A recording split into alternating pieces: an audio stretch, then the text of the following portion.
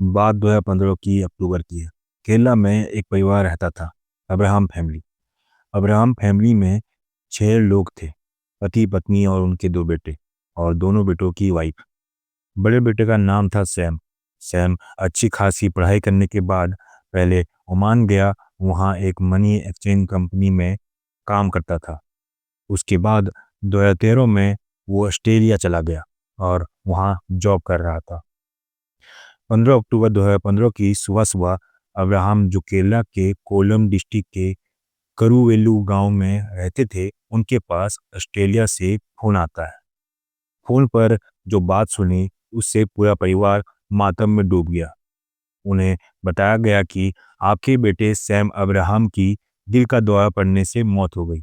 और फोन पर यह जानकारी देने वाली कोई और नहीं, बल्कि रोती हुई सैम की वाइफ सोफिया थी।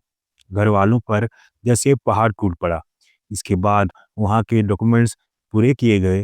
ऑस्ट्रेलिया से 3 दिन बाद 18 अक्टूबर को कॉफिन में बंद सैम की लाश केला पहुंचती है। केला आने के बाद लाश के साथ सैम की वाइफ सोफिया, उसका 7 साल का बेटा और उसकी सिस्टर सोनिया भी आई, जो मेलबर्न में नर्स है। आने के बाद सैम की लाश को कब्रिस्तान में दफना दिया जाता है। पूरा परिवार दुख में डूबा हुआ था। 34-35 साल की उम्र में दिल का दौरा पड़ने से मौत। हालांकि आजकल हार्ट अटैक तो किसी भी उम्र में हो जाती है। इसके बाद 5 दिन बीत जाते हैं। 5 दिन बाद, क्योंकि सोफिया मेलबर्न में एक कंपनी में काम करती थी और फॉरेन जॉब का मामला था, जॉब जा सकती थी, इसलिए उसने कहा कि अब मुझे वापस जाना पड़ेगा जॉब ज्वाइन करने के लिए। सोफिया अपने 7 साल के बेटे के साथ वापस मेलबर्न चली गई। बात 22-23 अक्टूबर 2015 की है। अब सोफिया चली गई थी। यहाँ घर वालों को लग रहा था कि सोफिया अकेले कैसी रहेगी, साथ में 7 साल का छोटा बच्चा है। लेकिन सोफिया हर सैटरडे अपने इन लॉज को फोन करती थी, सब कुछ बताती थी। धीरे धीरे वक्त बीत गया। लगभग 9 महीने बीत गए और 2016 का साल आ गया। 9 महीने बाद अचानक केरला में सोफिया का फोन आना बंद हो गया। पहले रेगुलरली आता था, लेकिन एक सैटरडे गुजर गया, फिर अगला सैटरडे भी निकल गया, फोन नहीं आया। 2 सैटरडे फोन नहीं आया। घर वाले परेशान हो गए।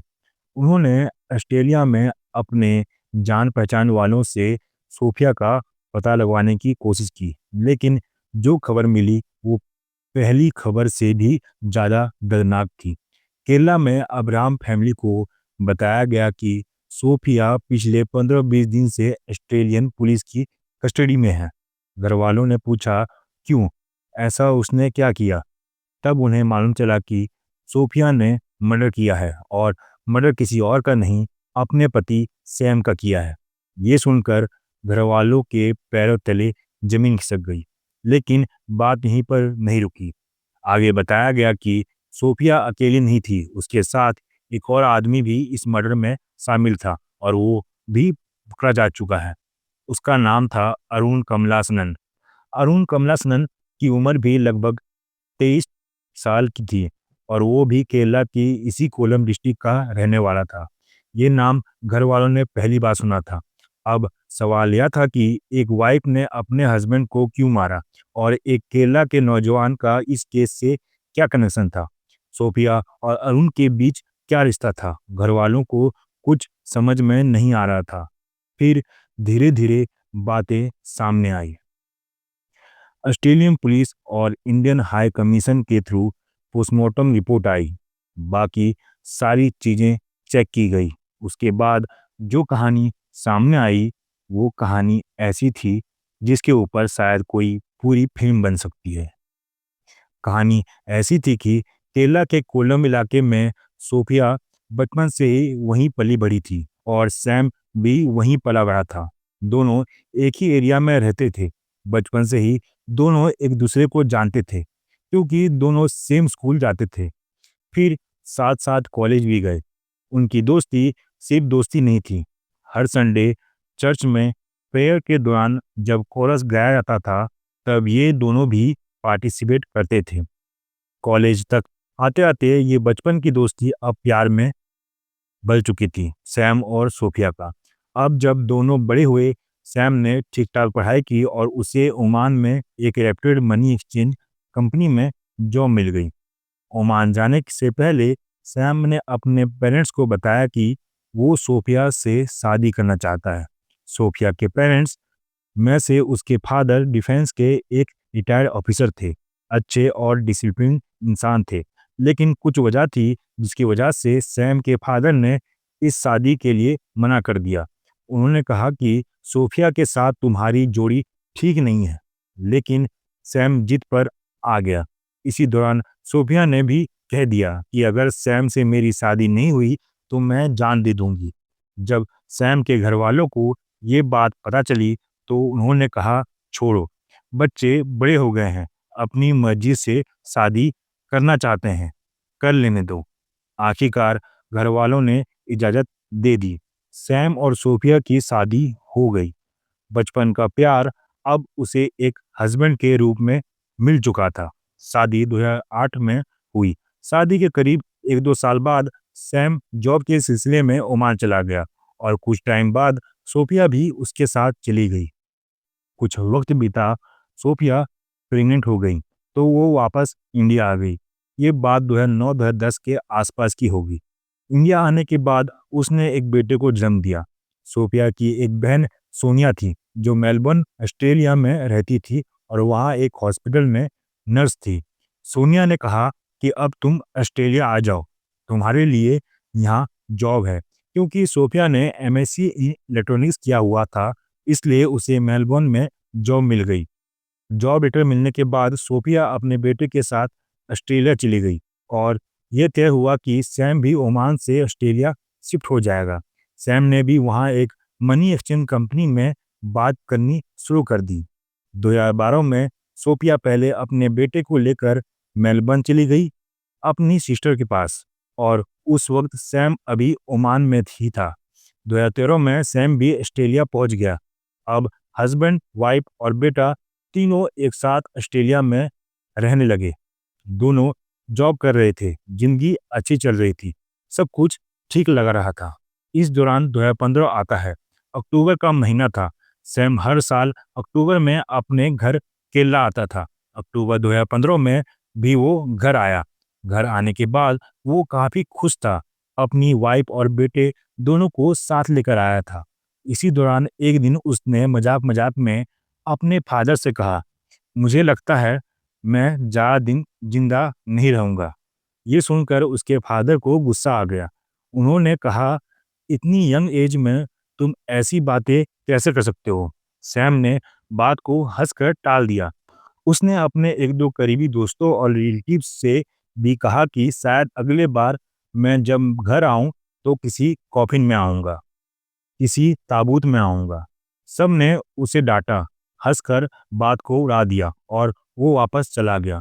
11 अक्टूबर 2015 को सैम की रिटर्न फ्लाइट थी। वो ऑस्ट्रेलिया चला गया और वाकई ठीक 3 दिन बाद 15 अक्टूबर 2015 को उसकी मौत की खबर आ गई। जो बातें उसने पहले कही थी वो सच हो गई थी। लेकिन सवाल यह था कि सैम को ये सब पहले से कैसे पता था? क्या कुछ ऐसा हुआ था जिसका अंदाजा उसे पहले ही हो गया था? ये कहानी का एक पहला हिस्सा था। एक बचपन की मोहब्बत जो स्कूल से कॉलेज तक परवान चढ़ी, फिर शादी में बदली, एक बेटा हुआ, केरला से ओमान, ओमान से ऑस्ट्रेलिया का सफर हुआ। लेकिन इत्तेफाक देखिए, जिस शादी में सोफिया और सैम एक दूसरे से पागल जैसा प्यार करते थे, और वही सोफिया जो कभी कहती थी कि अगर मेरी शादी सैम से नहीं हुई तो मैं अपनी जान दे दूंगी, जिसकी वजह से सैम के घर वालों ने उसकी शादी करवाई थी, वही कहानी आगे चलकर कुछ और ही मोड़ लेने वाली थी। कहानी ये थी कि बचपन का प्यार सैम था, लेकिन जब वो कॉलेज पहुंची तो उसकी जिंदगी में एक नया प्यार आया, और इस नए प्यार का नाम था अरुण कमलासनन।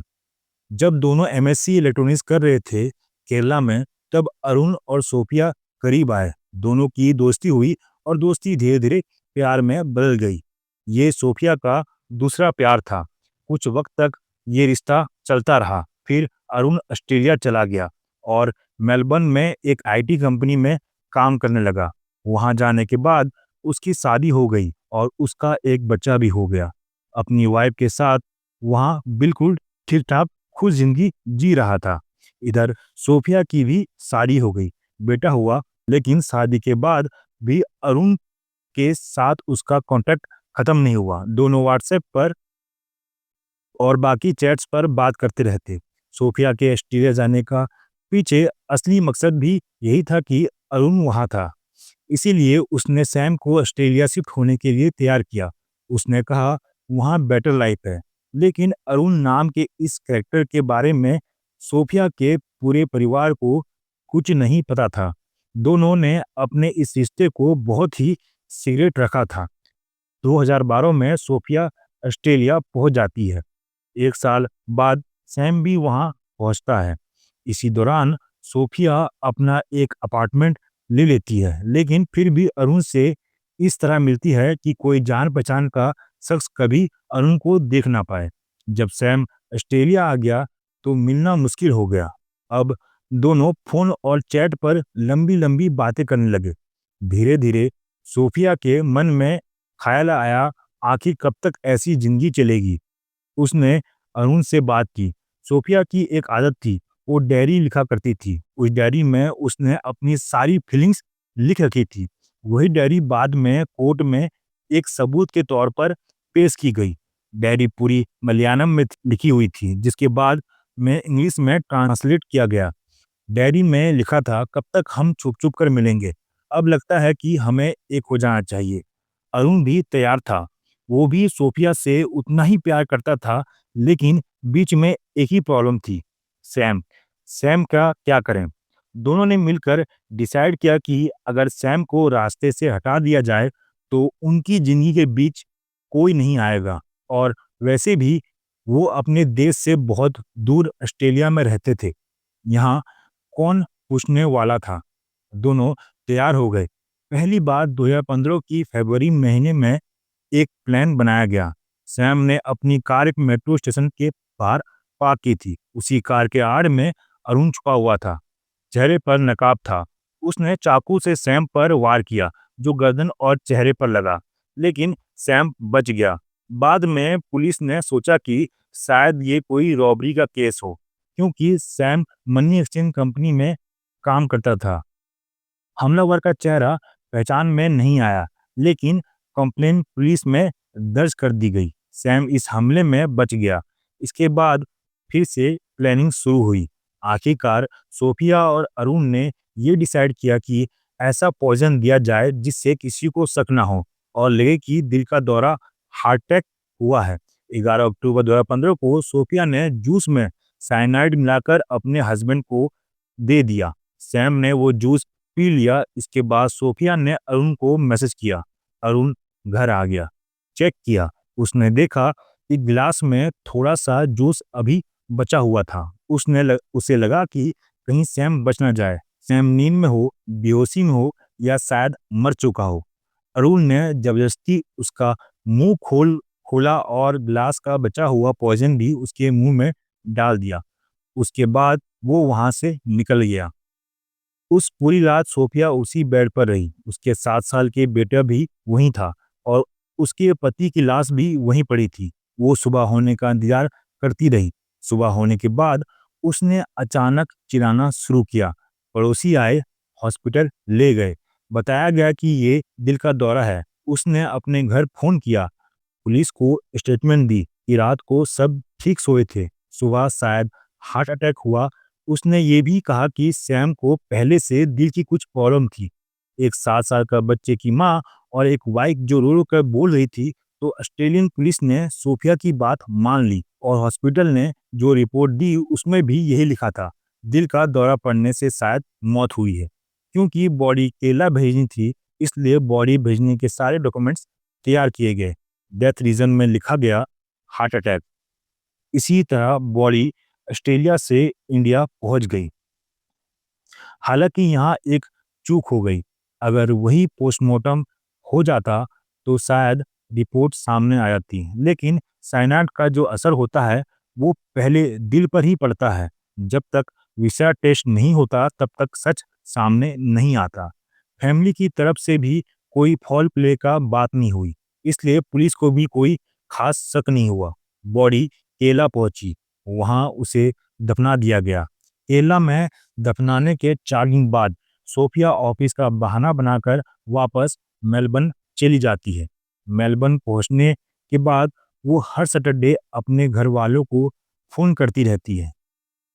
ऑस्ट्रेलियन पुलिस इस केस को लेकर अभी तक बिल्कुल खामोश थी, लेकिन फिर भी किसी की मौत हुई थी तो बेसिक इंफॉर्मेशन और कुछ डाउट अपने लेवल पर डिटेक्टिव्स चेक कर रहे थे।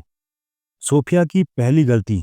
इंडिया से आने के 1 हफ्ते बाद सोफिया ने ये किया कि सैम का जो पूरा बैंक अकाउंट था, जो सारी चीज़ें थी, उसने पूरा बैंक अकाउंट खाली करके सब कुछ अपने नाम करवा लिया। चलो वाइफ है, अपने नाम करा लिया, मान लिया हो सकता है। दूसरी गलती ये थी कि सैम की जो गाड़ी थी, उसने वो गाड़ी अरुण के नाम ट्रांसफ़र करवा दी थी। जब गाड़ी अरुण के नाम ट्रांसफ़र हुई, तो पहली बार डिटेक्टिव्स का कान खड़े हुए, क्योंकि वो गाड़ी या तो सोफिया अपने नाम करवा सकती थी या फिर बेच सकती थी। लेकिन यहाँ गाड़ी एक अरुण नाम के आदमी को दी गई, जो एक अननोन बायर था। अब पुलिस के कान में अरुण का नाम पड़ा। इधर ऑस्ट्रेलियन पुलिस को लग रहा था कि कुछ न कुछ गड़बड़ जरूर है, लेकिन सबूत नहीं था। जो डिटेक्टिव्स था, वो शुरू में अपने ऑफिसर को कह रहा था कि एक मर्डर है, लेकिन ऑफिसर ने कहा सबूत लाओ फिर बात करेंगे। डिटेक्टिव ने कहा ठीक है, और फिर वो खामोशी से काम में लग गया। इतनी खामोशी रखी कि पुलिस दोबारा सोफिया के पास भी नहीं गई। सोफिया को भी लगने लगा कि चलो एक मर्डर हुआ, यहाँ किसी को पता नहीं चला, बॉडी केरला चली गई, अब क्या ही रात चलेगा। लेकिन जैसे ही गाड़ी अरुण के नाम हुई, अरुण नाम का कैरेक्टर डिटेक्टिव्स के सामने आ गया। अब उसने अरुण की पूरी कुंडली निकालनी शुरू कर दी। धीरे धीरे एक अंडरकवर एजेंट जो खुद भी डिटेक्टिव था, उसने अरुण से दोस्ती कर ली। वो दोनों यूं ही बातें करते इधर उधर की।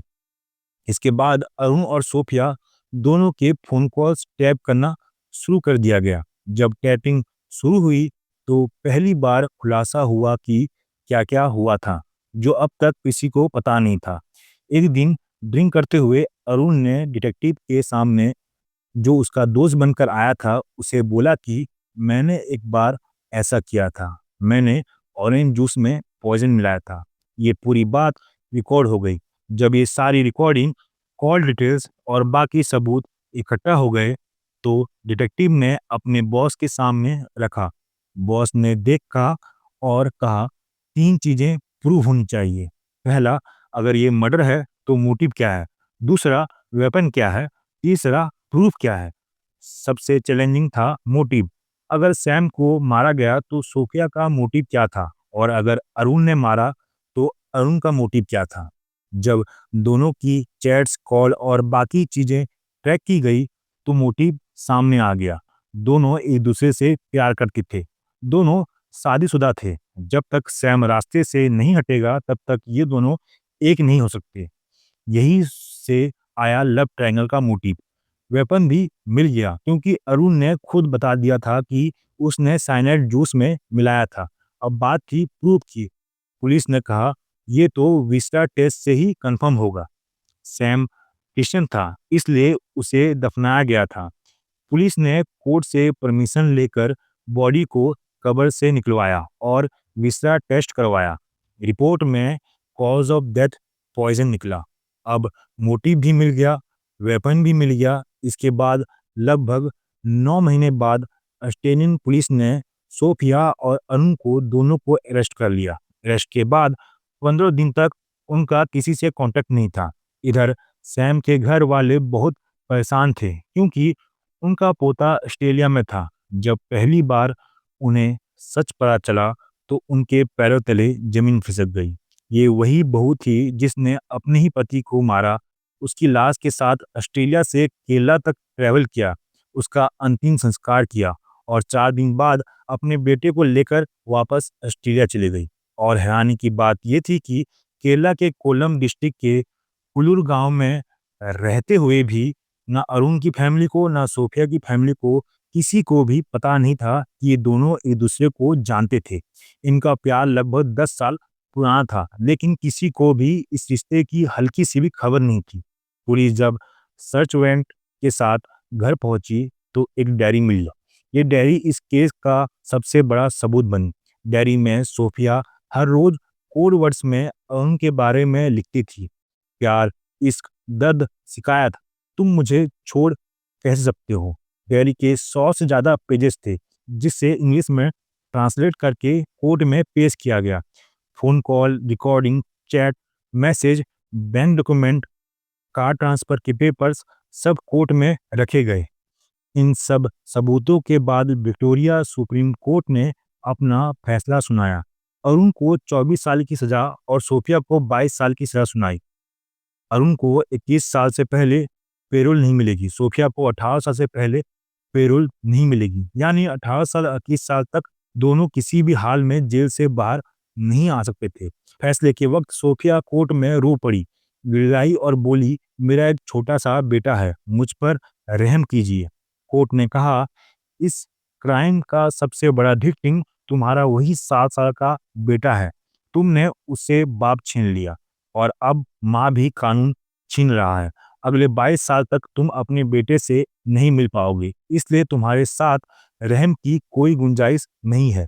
कोर्ट ने बच्चे की कस्टडी सोफिया की बहन सोनिया, जो नर्स है, को दे दी। बाद में केरला में अब्राहम फैमिली ने अपने पोते की कस्टडी के लिए अपील किया और आखिरकार उन्हें अपने पोते की कस्टडी मिल गई। आज सोफिया और अरुण दोनों मेलबर्न की जेल में हैं। ये थी आज की कहानी, एक अजीब कहानी, जहां एक तरफ बचपन की मोहब्बत थी और दूसरी तरफ कॉलेज की मोहब्बत, और दोनों मोहब्बतों को शादी में बदलने की जिद, जिसका अंजाम बना एक मर्डर, और एक साथ कई जिंदगियां बर्बाद हो गई। आपका इस बारे में क्या कहना है? कमेंट करके प्लीज बताइए। जय हिंद।